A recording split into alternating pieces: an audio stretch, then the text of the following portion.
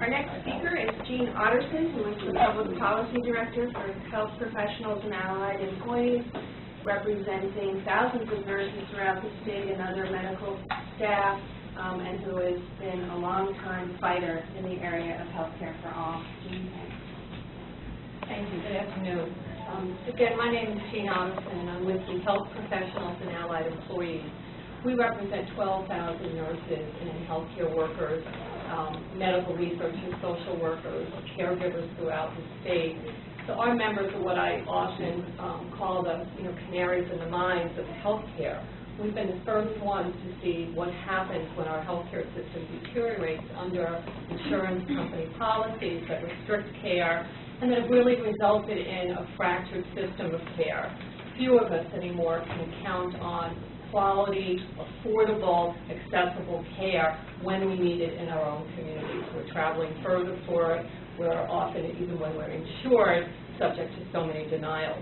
Because of all of these restrictions and the changes that really is a for-profit system, we see nurses and healthcare workers literally putting Band-Aids on the problem, seeing the same patients come through the hospital doors over and over because they've been sent home too soon, or they have chronic conditions and can't get the care in the communities that they deserve, and they wind up back in the emergency room.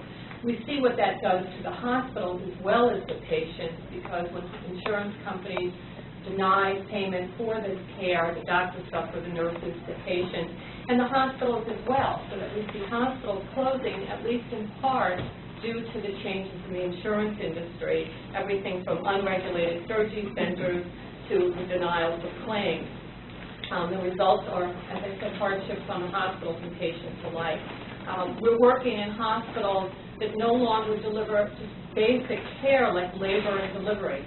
Hard to imagine a hospital where you can't deliver your baby. It means there's no such thing as a community hospital when that happens. We have patients who are waiting longer and longer in the ER, and anybody who's been a patient could raise their hand and say that, or a doctor in the emergency room. These people waiting hours and hours for beds, whether they're insured or not. We work in hospitals with 2 days of cash flow, things that would terrify us in our own homes, right, if we have that much cash left in our bank account. But that's our hospitals are now operating like that. At work, our members are on both sides of this issue. They're trying to provide care for patients under these conditions, and then when their hospital closes, they're in that same boat.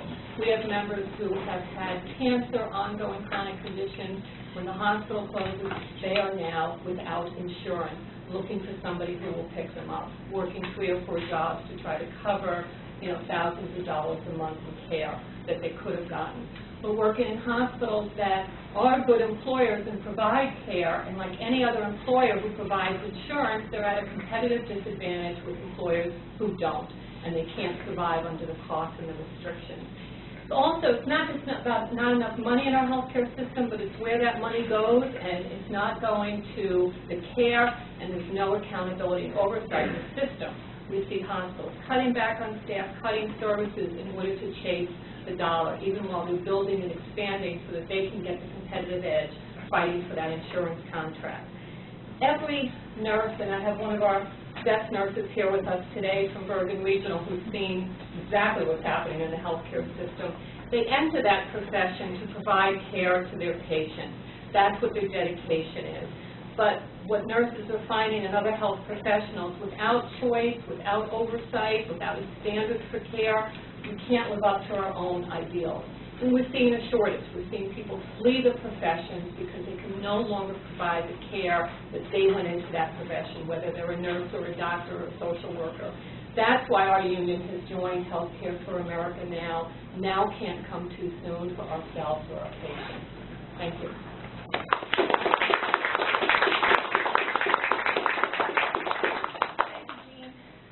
Next up is Dr. Snehal Bhatt, who is the New Jersey Vice President for the Committee of Interns and Residents at SEIU, and also a fourth-year